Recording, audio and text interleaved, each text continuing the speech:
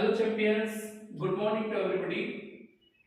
मैं आपका साथी राकेश जागीर आज से क्लासेस के इस ऑनलाइन प्लेटफॉर्म पर आपका बहुत बहुत स्वागत करता हूं। कैसे हैं आप सब लोग? आशा करता हूं कि आप एक अच्छी स्ट्रेटजी का प्रयोग करते हुए आप अपनी परीक्षा की तैयारी में जुटे हुए होंगे। स्टूडेंट्स, आज की क्लास में अपन स्टार्ट करने वाले हैं एक बहुत ही आकर्षक टॉपिक, बहुत ही एवरग्रीन टॉपिक जो बोर्ड की एग्जाम्स में, साथ ही कंपटीशन के एग्जाम में, चाहे वो किसी भी तरह का कंपटीशन हो, उनमें पूछा जाता है। तो आज स्टार्ट करते हैं अपन एक नया टॉपिक जिसके बारे में चर्चा करने वाले हैं, वो है आपका सिंपल प्रेजेंट टेंस। आज हम स्टार्ट करें सिंपल प्रेजेंट टेंस के बारे में। तो स्टार्ट टॉपिक को स्टार्ट करें इससे पहले एक बार देख लीजिए, एक सेंटेंस होता है स्टूडेंट्स अफर्मेटिव। कैसा सेंटेंस? Affirmative sentence. तो थोड़ा सा चीजें याद रखनी है, बेसिक बातें याद रखनी है। यदि इस टेंस का कैसा सेंटेंस हो? अफर्मेटिव सेंटेंस हो। यदि सिंपल प्रेजेंट टेंस का अफर्मेटिव सेंटेंस हो तो आप उस अफर्मेटिव सेंटेंस में या तो वर्ब की फर्स्ट फॉर्म का मिलेंगे या वर्ब की फर्स्ट फॉर्म के साथ एस या ईएस लगेंगे। याद रखना है, ये सेंटेंस में तभी लगाना है जब प्रेजेंट सिंपल टेंस का कैसा सेंटेंस हो? अफर्मेटिव। यदि आपको इनमें से चूज करना है तो आपको याद रखना है, यदि सब्जेक्ट कैसा हो? Singular subject. याद रखें, सब्जेक्ट कैसा हो? सिंगुलर, तो आपको वर्ब की फर्स्ट फॉर्म के साथ एस या ईएस लगाना है। लेकिन यदि आपका सब्जेक्ट कैसा हो? प्लूरल हो, यानी सब्जेक्ट हो प्लूरल सब्जेक्ट हो, तो आपको लगाना है वर्ब की फर्स्ट फॉर्म। क्या आप थोड़ा बता सकते हैं कि सिंपल प्रेजेंट टेंस के अफर्मेटिव सेंटेंस में किसका यूज होता है? सिंपल प्रेजेंट टेंस के अफर्मेटिव सेंटेंस में वर्ब की फर्स्ट फॉर्म या वर्ब की फर्स्ट फॉर्म प्लस एस या ईएस का प्रयोग होता है। लेकिन सेंटेंस यदि निगेटिव होगा, इंट्रोगेटिव होगा, तो आपको, और निगेटिव होगा, इंट्रोगेटिव होगा, तो आपको ये यूज नहीं करना है, आपको कुछ और चीजें यूज करनी वहां पे। अब इतना गौर कर लीजिए कि यदि सब्जेक्ट कैसा होगा? सिंगुलर होगा, तो आपको वर्ब की फर्स्ट फॉर्म के साथ एस या ईएस लगाना है। और यदि सेंटेंस कैसा होगा? प्लूरल होगा, तो आपको वर्ब की फर्स्ट फॉर्म का ही प्रयोग करना है। याद रखें, सिंपल प्रेजेंट टेंस के अफर्मेटिव सेंटेंस में इस चीज को आपको याद रखना है। तो आई होप इतनी बेसिक बात तो आप लोगों को अच्छे से समझ आ ही गई होगी। बातें करते हैं अपन, आगे की तरफ चलते हैं और देखते हैं यदि सेंटेंस कैसा हो? निगेटिव और इंटरोगेटिव। देखिए, यदि आपका सेंटेंस हो निगेटिव सेंटेंस हो, या निगेटिव नहीं हो बल्कि कैसा हो? इंटरोगेटिव। यदि सेंटेंस होगा निगेटिव या इंटरोगेटिव सेंटेंस होगा, कैसा सेंटेंस होगा? निगेटिव या इंटरोगेटिव सेंटेंस होगा, तो आपको यूज करना है डू और डज, और डू डज के बाद में आपको लगाना है वर्ब की फर्स्ट फॉर्म। ये आपको निगेटिव और इंट्रोगेटिव सेंटेंस में यूज करना है। बताइए, सेंटेंस यदि निगेटिव होगा और टेंस का नाम सिंपल प्रेजेंट होगा, तो बताइए आप किसका प्रयोग करेंगे? उस समय आप हेल्पिंग वर्ब डू डज का प्रयोग करेंगे। अब वही बात हो गई, यदि सब्जेक्ट कैसा हो? सिंगुलर हो, सिंगुलर सब्जेक्ट हो, तो आपको लगाना है डज प्लस वर्ब की फर्स्ट फॉर्म। याद रखें, यदि सेंटेंस कैसा होगा? सिंगुलर होगा, तो आपको लगाना है डज प्लस वर्ब की फर्स्ट फॉर्म। और यदि सेंटेंस होगा प्लूरल, सेंटेंस होगा कैसा? प्लूरल, सेंटेंस नहीं सब्जेक्ट होगा प्लूरल, तो आपको लगाना है डू प्लस वर्ब की फर्स्ट फॉर्म। इतनी बेसिक बात तो सब लोगों को समझ आ ही गई होगी कि यदि आपका सेंटेंस निगेटिव और इंट्रोगेटिव होगा, यदि आपका टेंस सिंपल प्रेजेंट होगा, तो अब आपको वहां पे निगेटिव और इंट्रोगेटिव में यूज करना है डू और डज का। यदि सब्जेक्ट कैसा होगा? सिंगुलर, तो आपको लगाना है डज, और यदि सेंटेंस होगा प्लूरल, सब्जेक्ट होगा प्लूरल, तो आपको लगाना है डू। और डू और डज दोनों के साथ लगती है वर्ब की फर्स्ट फॉर्म। इतनी बात तो आपको अच्छे से समझ आ ही गई होगी। यदि ये बात आपको अच्छे से समझ आ गई होगी तो अपन अब चलते हैं इसके यूसेज के बारे में। अब इस टेंस के क्या क्या यूसेज हैं, इनकी चर्चाएं करते हैं अपन अभी। तो इतना तो पता लग जाता है कि डू डज आपको फिल करना है, इतना पता लग जाता है कि आपको फर्स्ट फॉर्म ऐसे एस लगाना है कि सेंटेंस को देख के आप लगा सकते हो। लेकिन आपको ये कैसे पता लगे कि इसी टेंस में डू डज लगना है?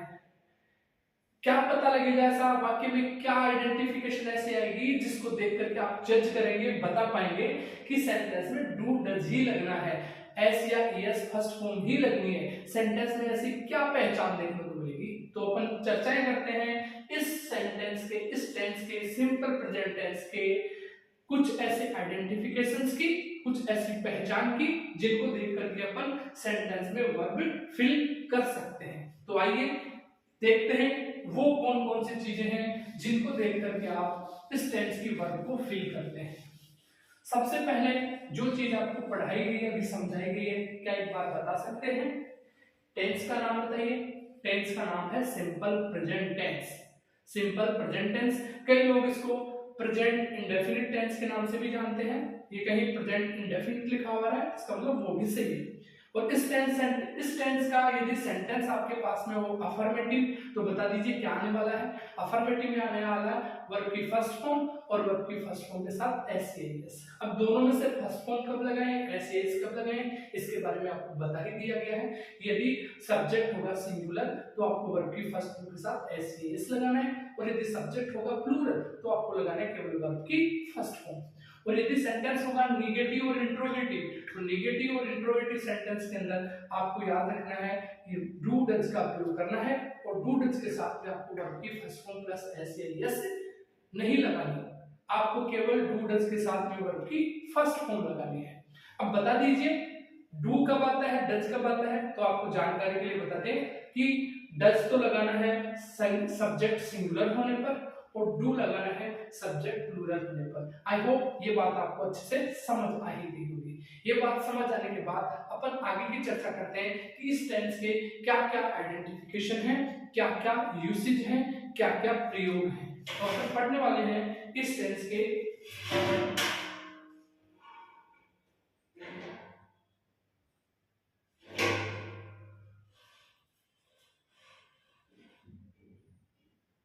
अब आगे अपन पढ़ने वाले हैं इस टेंस के यूसेज के बारे में।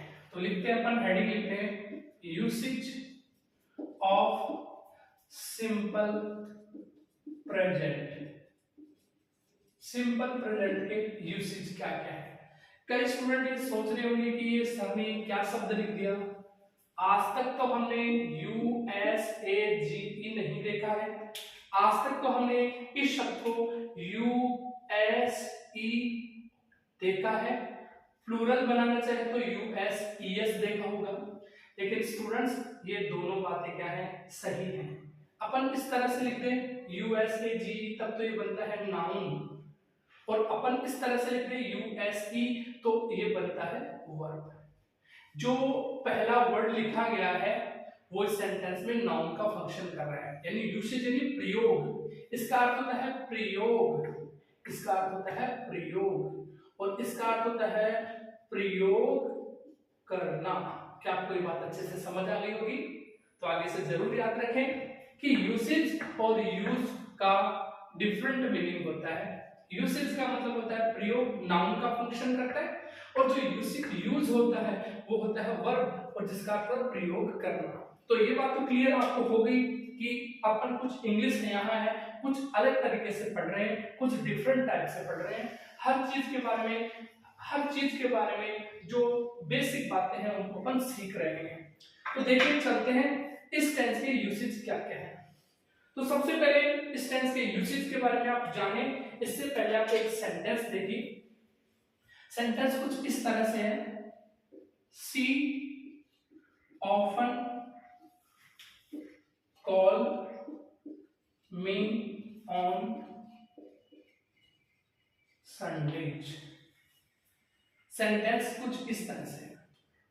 क्या आप सेंटेंस में कुछ आइडेंटिफाई कर पा रहे हैं कि कौन सी चीज सेंटेंस में ऐसा आ रहा है, कौन सा हिंट सेंटेंस में ऐसा आ रहा है, कौन सा संकेत सेंटेंस में ऐसा आ रहा है जिसको देख करके आप इस टेंस को जज कर पा रहे हैं?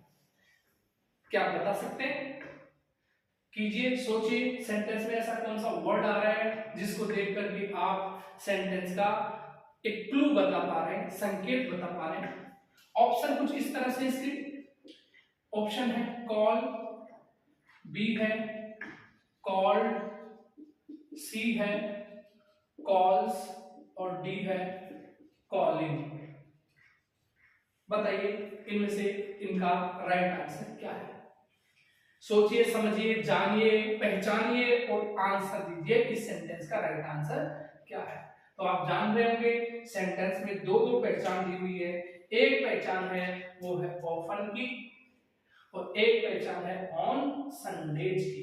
देखो संडे का मतलब होता है रविवार, ऑन संडे का मतलब होता है रविवार को, और ऑन संडेज का मतलब होता है एवरी संडे को, यानी हर रविवार को अपन क्या बोल सकते हैं on Sundays. Generally proper noun का प्लूरल नहीं बनता है, लेकिन एक बारीक बात आपने सीखी, यहाँ से गौर करने वाली सीखी कि प्रॉपर नाउन का यदि आप प्लूरल बना रहे हैं, यहाँ पे संडे का संडेज बना रहे हैं, तो यहाँ पे हो जाएगा इसका मीनिंग एवरी संडे।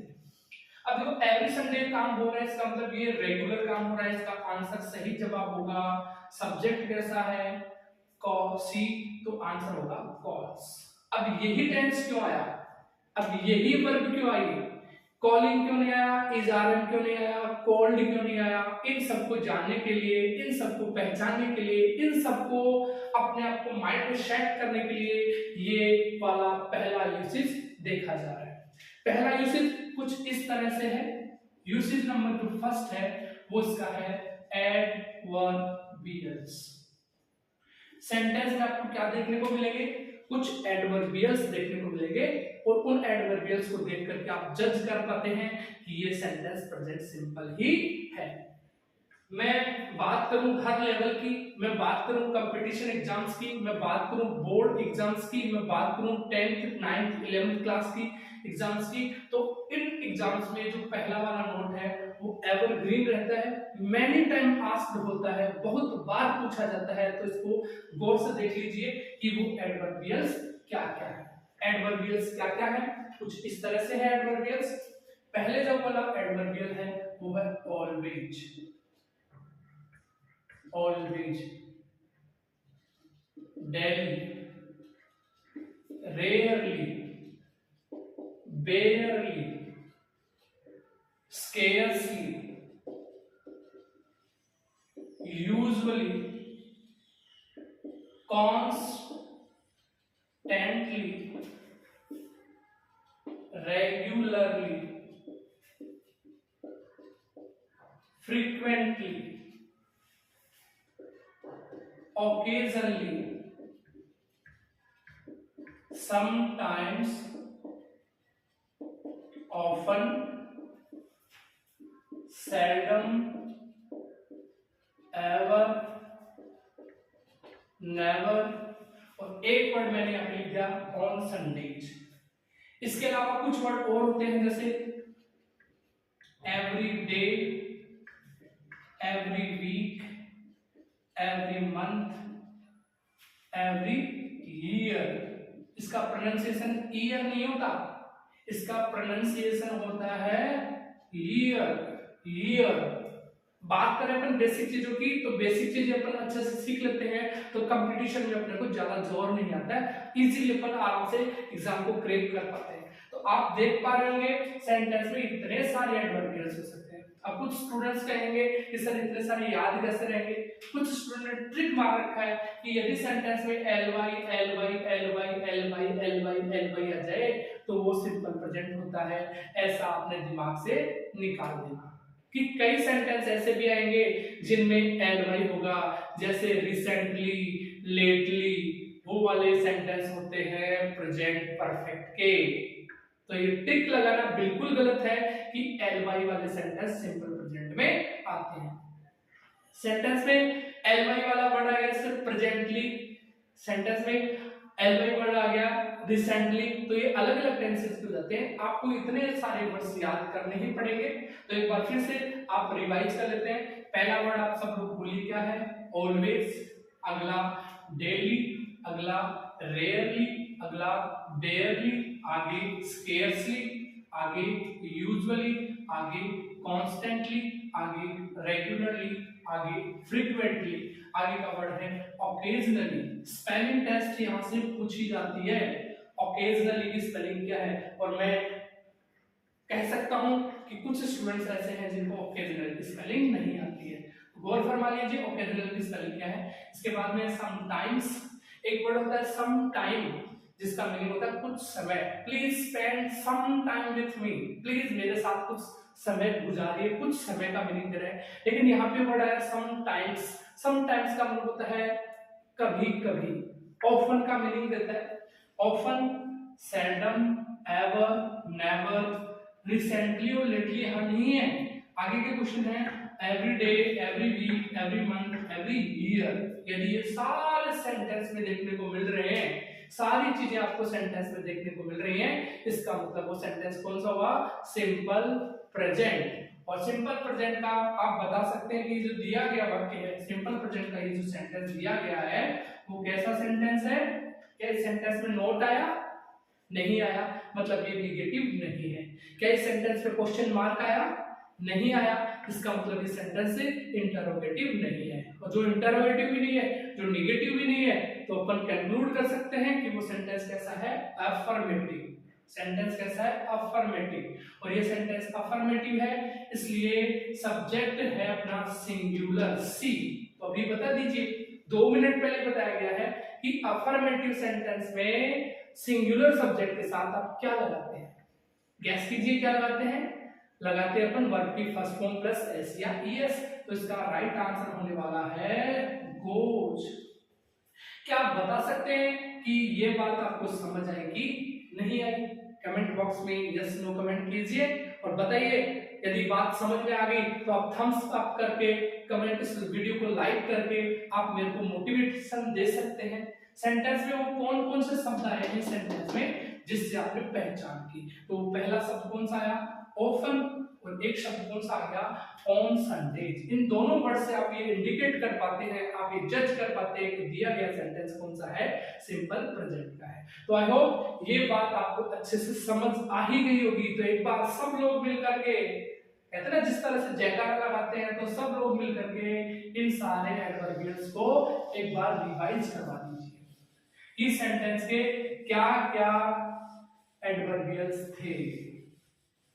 रिवाइज करवा दीजिए सेंटेंस के क्या क्या एडवर्बियल्स थे।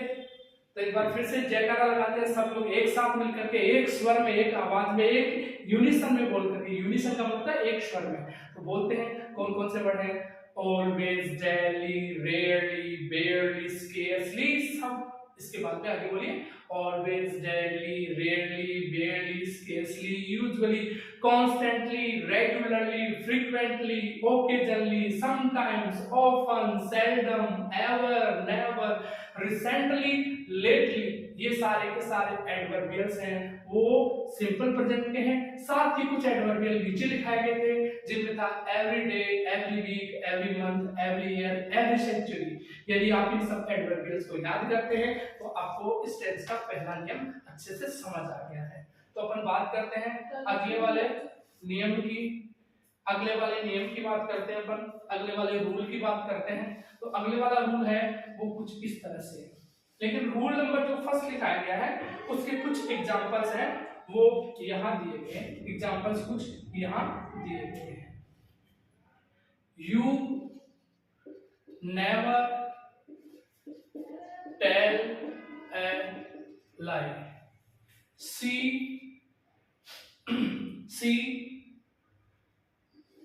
go to temple every day. They not play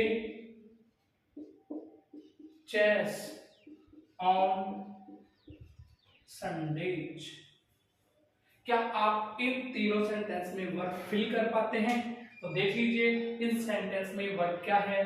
मैं इतनी देर के लिए आपके आंसर की प्रतीक्षा करता हूं। देखिए, बताइए कि पहले सेंटेंस का आंसर क्या होने वाला है।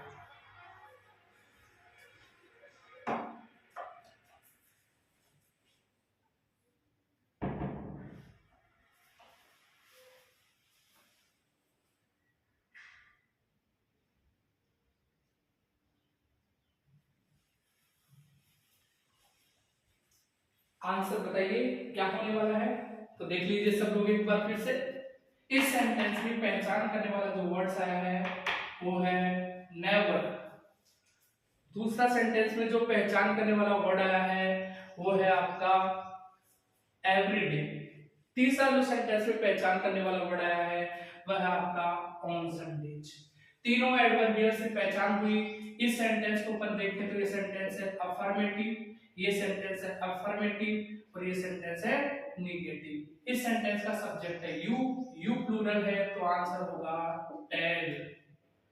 यदि इस सेंटेंस की बात करें सब्जेक्ट कौन है सी, तो सी सिंगुलर है तो आंसर होगा गोज। ये सेंटेंस है नेगेटिव, नेगेटिव से आंसर आएगा डू डज में से, दे प्लूरल है तो आंसर होगा डू और प्ले का फर्स्ट फॉर्म हो जाएगा प्ले। इस तरह से आप इसके पहले यूसेज के कुछ एग्जांपल्स को आप शो कर पाते हैं। तो आप देखिए, लिखिए इन सबको अपनी नोटबुक में और याद रखिए इस टेंस के क्या क्या एडवर्बियल्स हैं।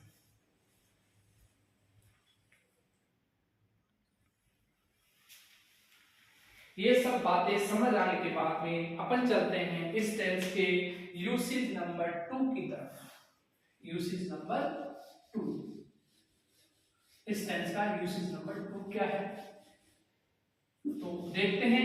यूसेज नंबर 2 में ऐसे कौन कौन सी आपको पहचान मिलती है जिसको देख करके आप इस टेंस को फील कर पाते हैं। आई होप ये पहला जो रूल है आपको समझ आ ही गया होगा। अब अपन तो करते हैं रूल नंबर 2 की बात, यूसेज नंबर 2 की बात। यूसेज नंबर 2 में अपने पास में आता है कुछ ऐसे, देखिए पहले सेंटेंस देख लीजिए। सेंटेंस आपके पास में है, सेंटेंस है वाटर, यहां ब्लैंक है, बॉयल एट 100 डिग्री सेल्सियस। ऐसे एक सेंटेंस है practice make a man perfect. समझ आ रहा है आपको? लिखा हुआ दिखाई दे रहा है? क्या आवाज अच्छे से क्लियर आ पा रही है? आवाज हो सकती है आवाज में थोड़ा रेजोनेंस हो, गूंज हो, क्योंकि इक्विपमेंट्स अभी अपने पास में केवल नॉर्मल है। यदि आपका ऐसे साथ रहा, चैनल ग्रो करता है तो मैं आपको वादा करता हूं एक अच्छा प्लेटफॉर्म यहां से आप ले पाएंगे। लेकिन अभी तो शुरुआत है, अभी तो पिक्चर बहुत बाकी है, अभी तो अपने को, मेरे को, आपको, सबको बहुत आगे तक जाना है। लेकिन इस आगे तक जाने के लिए आप लोगों का सहयोग, आप लोगों का सपोर्ट मुझे बहुत जरूरी है।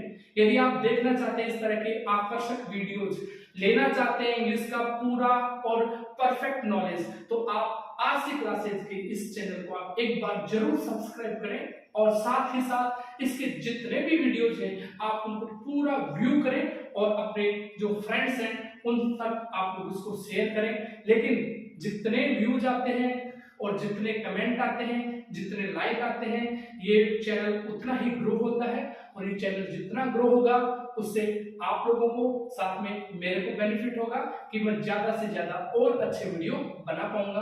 तो अपन बात करते हैं रूल नंबर 2 की, जिसके कुछ एग्जांपल्स यहाँ पे लिखे हुए हैं।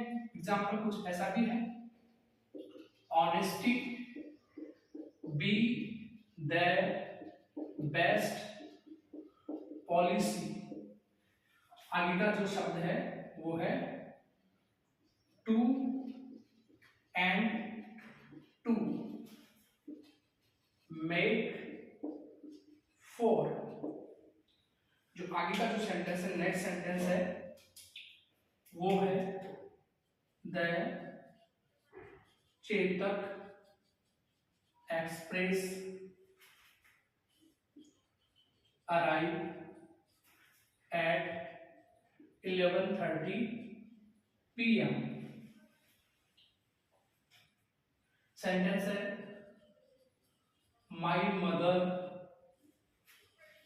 गो for a morning walk. Sentence है the sun rise in the east and set in the west। आप फिर थोड़ा इसको सही लिख ले। इसी प्रकार से है द अर्थ मूव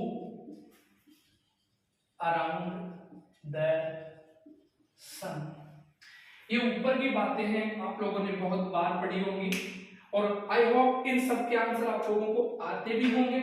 लेकिन एक बार देख लेते हैं ये आंसर इस टेंस से ही क्यों आ रहे हैं, इनमें ऐसा क्या है। सबसे पहला जो सेंटेंस यदि अपन पढ़ रहे हैं तो इस सेंटेंस में आपको देखने को मिल रहा होगा एक प्रकार का ट्रुथ, जिसको बोलते हैं यूनिवर्सल ट्रुथ। ये यूनिवर्सल ट्रुथ है। बात करें बात नंबर 2 की या पहले की भी बात करें तो ये है साइंटिफिक ट्रुथ। साइंटिफिक, जैसे बात करें वाटर इतने डिग्री पे उबलता है, वाटर इतने डिग्री पे ठंडा होता है, लकड़ी है वो पानी में तैरती है, फ्लोट करती है, तो ये सब कैसे हुए, साइंटिफिक हुई। और जो 2 and 2 वाला सेंटेंस है वो है जनरल। जनरल, ये सारे के सारे हैं truth. Universal truth, scientific truth, general truth. बात है प्रोवर्ब की। प्रोवर्ब का मतलब होता है कहावत। प्रोवर्ब का मतलब होता है कहावत। प्रोवर्ब कहावत। Universal truth, scientific truth, general truth, proverb. कोई भी एक्शन हो जो हैबिचुअल हो, हैबिचुअल एक्शन, तो आपको ये टेंस लगाना है। और साथ में ही हो फिक्स्ड टाइम और CHEDULE। क्या इसका प्रोनाउंसिएशन आप कर पाते? आज का होमवर्क आपका इस वर्ड का प्रोनाउंसिएशन क्या है, प्रोनाउंसिएशन क्या है, इस वर्ड का उच्चारण क्या है। कुछ लोग बोल रहे हैं शेड्यूल, कुछ लोग बोल रहे हैं शेड्यूल, और कुछ लोग बोल रहे हैं इसको शेड्यूल, लेकिन इसका राइट प्रोनाउंसिएशन है वो है schedule. Schedule, schedule, right pronunciation है स्केजुअल। तो आप इसको ध्यान रखें, इसको शेड्यूल ना पढ़े, शेड्यूल ना पढ़े, स्केजुअल पढ़े। यह सारे के सारे सेंटेंस आपको दिखाई दे रहे होंगे। पहला जो सेंटेंस आया है वो यूनिवर्सल ट्रुथ का है। सेंटेंस सारे के सारे देख पा रहे होंगे कैसे हैं, अफर्मेटिव है। आप देख लीजिए एक बार सारे सेंटेंस कैसे हैं, अफर्मेटिव है। तो अफर्मेटिव सेंटेंस में यदि अपन बात करें सिंपल प्रेजेंट की, तो ये सिंपल प्रेजेंट में फर्स्ट फॉर्म या एस या यस लेते हैं। तो सबसे पहले सेंटेंस का सब्जेक्ट है अर्थ। अर्थ सिंगुलर है, आंसर होगा मूव्स। दूसरा सेंटेंस है सन। सन सिंगुलर है, आंसर होगा राइजेस। और सेट कौन होता है, राइजेस सन होता है तो सेट भी सन होता है, तो सन के अनुसार यहाँ पे हो जाएगा सेट। आगे का जो वर्ड है मदर सिंगुलर है, तो आंसर होगा गोज। आगे का जो क्वेश्चन है वाटर बॉईल करता है, तो वाटर अनकाउंटेबल होता है, तो बॉईल आंसर हो जाएगा बॉइल्स। इस सेंटेंस में प्रैक्टिस वर्ड होता है वो अनकाउंटेबल होता है। आगे की क्लास में आपको एक वर्ड सिखाने वाला हूं, प्रैक्टिस और प्रैक्टिस। आज का ये होमवर्क है कि दोनों जो शब्द हैं, दोनों वर्ड हैं, उनमें डिफरेंस क्या है, प्रैक्टिस और प्रैक्टिस में क्या डिफरेंस है। आप एक बार कमेंट बॉक्स में जरूर कमेंट करें। यदि आप सच में वीडियो को पूरा देखते हैं, अंत तक देखते हैं, ये वीडियो पूरा देखा गया है या नहीं देखा गया है, इसका पता तभी लगेगा जब आपको जो होमवर्क दिया जाता है उसका आप आंसर देते हैं। तो आप इसका एक्सप्लेन पूरा कीजिए, इस वर्ड का स्पेलिंग अलग अलग है, क्या मीनिंग भी अलग अलग है या सेम है, जानिए आपके जवाब से। आपके आंसर की प्रतीक्षा में आरसी क्लासेस आपकी आंसर की प्रतीक्षा कर रहा है और आप अपना आंसर जरूर सेंड करें। इस सेंटेंस का प्रैक्टिस है, अनकाउंटेबल होता है, तो आंसर हो जाएगा मैक्स। दूसरा, ये तो बहुत बार पढ़ा होगा, ऑनेस्टी वर्ड नाउन है, अनकाउंटेबल नाउन है। बी की जो प्रेजेंट फॉर्म होती है इज आर है, तो प्रेजेंट के अनुसार सिंगुलर हो जाएगा इज। ये जो आंसर है वो कई बार डबल आंसर देता है। 2 and 2 मेक भी होता है और 2 and 2 मेक्स भी होता है। कई बार एसएससी के एग्जाम में इसको मैक माना गया है और कई बार RBSC Rajasthan public service commission Ajmer ने इसका आंसर मैक्स माना है। तो ये बोर्ड पे डिपेंड करता है कि वो बोर्ड उस इस क्वेश्चन का आंसर क्या मान रहा है, आप दोनों जज कर सकते हैं। चेतक एक्सप्रेस सिंगुलर है तो अराइव का क्या हो जाएगा अराइज हो जाएगा।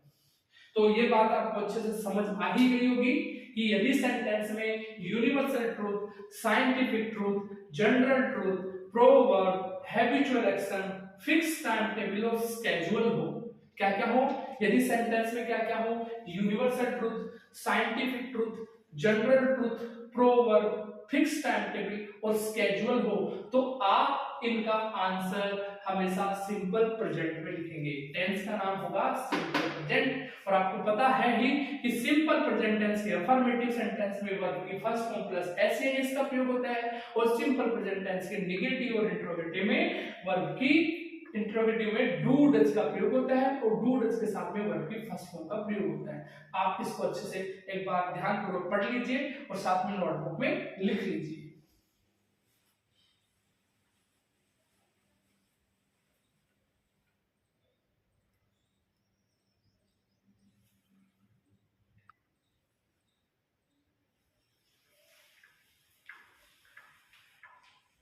मैं आपसे फिर कहता हूं कि वीडियो को आप पूरा देखें, आप हर चीज का पूरा नॉलेज लीजिए। यदि आप एक अच्छे लर्नर हैं, यदि आप एक अच्छे लर्नर हैं, तो आप हर चीज को लर्न करना चाहते हैं, तो आप हर चीज को ध्यानपूर्वक पढ़ें, ध्यानपूर्वक देखें। इस टेंस के यूसेज की बात करते रहें। अब तक मैंने इस टेंस के 2 यूसेज आपको लिखा दिए हैं। अब मैं आपके पास में ले चलता हूं आप सबको यूसेज नंबर 3 की तरफ। और जो यूसेज नंबर 3 है वो परीक्षा के लिए वेरी इंपॉर्टेंट होने वाला है। तो बिना समय गवाए अपन सब चलते हैं इसके यूज नंबर 3 की तरफ, कि इस टेंस का यूज नंबर 3 क्या है। तो यूज नंबर 3 बड़ा ही इंटरेस्टिंग होने वाला है। यूज नंबर 3 है वो इस टेंस का मैं कहूं सॉल है। 100% एग्जाम में ये रूल नंबर 3 आता रहता है, तो आप इसको बड़े गौर से सीखिए।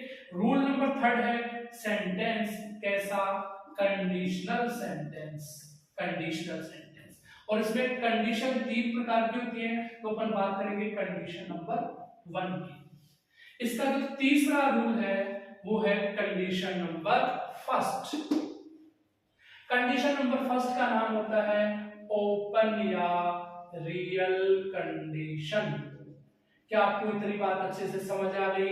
यदि आप आरपीएससी ग्रेड 1, 2, 3 की तैयारी कर रहे हैं, तो आपको ये नाम भी कई बार एग्जाम में पूछ लेता है कि कंडीशन नंबर 1 का नाम क्या है। तो आप याद रखें कंडीशन नंबर 1 का नाम होता है ओपन या रियल कंडीशन। अब कंडीशन नंबर 1 की बात करें तो कंडीशन का पता कैसे लगेगा? सेंटेंस में कंडीशन है तो आपको पता है ना, कंडीशनल कंजंक्शन क्या आएगा, इफ या अनलेस। क्या आप बता सकते हैं कि दोनों में क्या डिफरेंस है? इफ में और अनलेस में क्या अंतर है? इसका हिंदी अर्थ होता है यदि, और इसका अर्थ होता है यदि नहीं। यानी ये जो अनलेस है वो नेगेटिव सेंस देता है। और एक बात एरर में एवरग्रीन रहती है, बहुत बार पूछा जाता है कि जो जो अनलेस है उसके बाद में नॉट दिया हुआ होता है। तो याद रखें अनलेस के बाद कभी भी नॉट का प्रयोग नहीं होगा। ये सेंटेंस में कॉमन मिस्टेक है, कॉमन एरर है। तो आप याद रखें इफ अनलेस, फिर इसके बाद में आपको सब्जेक्ट देखने को मिलेगा, यहाँ आपको वर्ब फिल करनी पड़ेगी, या हो सकता है इंप्रूवमेंट करना पड़े, फिर आपको सब्जेक्ट देखने को मिलेगा, और यहाँ पे 4 वर्ड मिलेगी, शैल, विल, कैन और मे, और इनके बाद मॉडल है तो वर्ब की फर्स्ट फॉर्म। ये बात आपको अच्छे से याद हो जानी चाहिए कि कंडीशन का पता लगता है इफ और अनलेस से, और कंडीशन का पता इफ और अनलेस से लगता है। तो याद रखिए कंडीशन नंबर 1, 2, 3 का पता कैसे लगेगा? तो 1, 2, 3 का पता लगाने के लिए आपके पास में वर्ड आएंगे शैल, विल, कैन, मे। यदि ये 4 मॉडल वर्ब आ रहे हैं, shall, will, can, may, 4 modal verb आ रहे हैं, इसका मतलब ये चारों modal verb present tense show करती है, कंडीशन नंबर 1 शो करती है। और कंडीशन नंबर यदि 1 आ रही है तो इधर ब्लैंक में बनेगा वर्ब की फर्स्ट फॉर्म, वर्ब की फर्स्ट फॉर्म के साथ एस या एस, सेंटेंस नेगेटिव होगा तो डू और डज प्लस वर्ब की फर्स्ट फॉर्म। जितनी मेहनत मैं कर रहा हूं, यदि आप मेरे साथ कदम से कदम मिला के चलते हैं तो मैं आपको 100% गारंटी देता हूं कि आने वाले एग्जाम में आपका सिलेक्शन पक्का होगा। लेकिन जरूरत है आपको मेरे साथ चलने की। कहते हैं कि जब कोई बात बिगड़ जाए, जब कोई मुश्किल पड़ जाए, देना साथ मेरा।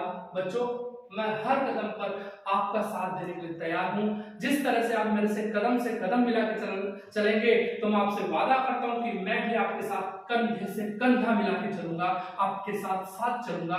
लेकिन आपको बहुत कुछ सीखना पड़ेगा इसके लिए, क्योंकि सफलता एक दिन में नहीं आती, लेकिन सफलता एक दिन अवश्य आती है। तो इंतजार है हम सबको उस दिन का जब सफलता आपके कदमों में होगी। इसी बात को सार्थक साबित करते हुए अपन फिर से पढ़ते हैं कंडीशन नंबर 1। कंडीशन नंबर 1 है वो रियल या ओपन कंडीशन होती है। कंडीशनल की पहचान इफ या अनलेस से होती है। कंडीशन नंबर 1 की पहचान इन चारों शब्दों से होती है। कोई सा भी एक सेंटेंस में देखने को मिलेगा। तो इधर गौर फरमाइए, if you work hard you can pass the exam. ये एक सेंटेंस दिया हुआ है और बहुत ही इजी टाइप का सेंटेंस है। अब इस सेंटेंस के नीचे ऑप्शन लिखे गए, आप एक बार ऑप्शन गौर फरमाइए। Option number A work, B works, C work और डी हैड वर्कड। अब आप अपना राइट ऑप्शन है वो चूज कर लीजिए। इस सेंटेंस का राइट ऑप्शन क्या होने वाला है? इस सेंटेंस का राइट ऑप्शन क्या होने वाला है? बच्चों, इस सेंटेंस का जो राइट ऑप्शन है वो होने वाला है कुछ इस तरह से।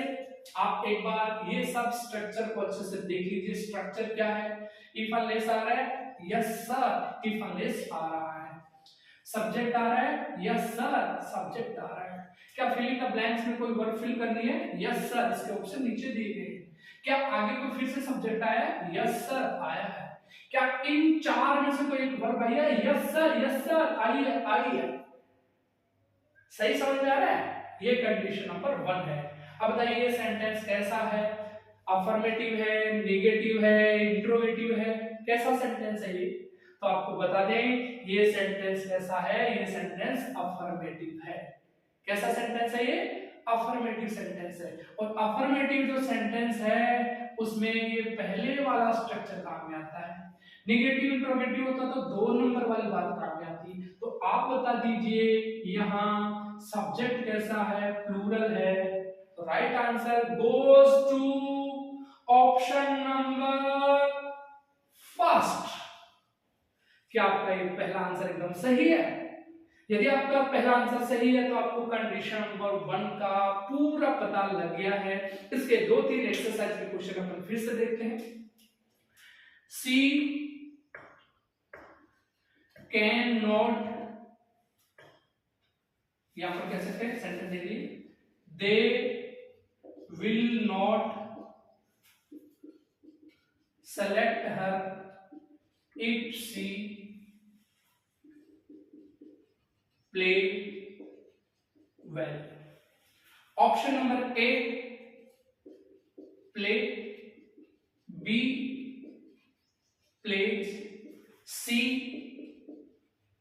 played और D had played। और चलिए, और एक ऑप्शन है E does not play। ये ऑप्शन है। ये अच्छा क्वेश्चन डीप लेवल का होता जा रहा है धीरे धीरे। आप इसको बताइए कि ये सेंटेंस है, इसका राइट आंसर क्या है? क्या इस सेंटेंस में कंडीशन है? Yes sir. जरूरी कि कंडीशन वाला कंजंक्शन शुरू में आए, कंडीशनल कंजंक्शन मिड में भी आ सकता है। इस सेंटेंस में कंजंक्शन है, दूसरे वाले जो क्लोज है उनमें से कोई 4 में से एक वर्ड आया, यस सर, 4 में से आ गया विल सेलेक्ट। कंडीशन नंबर कितनी हो गई? फर्स्ट। कंडीशन नंबर फर्स्ट है तो 2-3 ऐसे वर्ब आएंगे यहाँ पे जिनको आप एलिमिनेट कर पाते हैं। कंडीशन नंबर फर्स्ट है तो आंसर इनमें से आना है। इनमें से आना है इसका मतलब डी ऑप्शन तो खत्म, इनमें से आना है तो डी ऑप्शन भी खत्म। अब अपने पास में बनता है प्ले, प्लेज और डज नॉट प्ले। सबसे पहले तो आप देखिए सब्जेक्ट क्या है? सी। सी कैसा सब्जेक्ट है? प्लूरल है। तो एक ऑप्शन को आप और एलिमिनेट कर पा रहे होंगे, क्योंकि प्लूरल ये सिंगुलर है तो सिंगुलर के साथ तो प्लेन तो नहीं आ सकता। अब बता प्लेज और प्लेन में सेंटेंस का मीनिंग देखिए। अब आपको सेंटेंस का मीनिंग करना है। दे विल नॉट सेलेक्ट हर, वे उसे नहीं चुनेंगे यदि वो अच्छा खेलेगी, यदि वो अच्छा खेलेगी, यदि वो अच्छा नहीं खेलेगी। तो आप मीनिंग बता दीजिए, कौन सा मीनिंग सेट हो रहा है। वे उसको नहीं चुनेंगे यदि वो अच्छा नहीं खेलेगी, तो option number E is the right answer.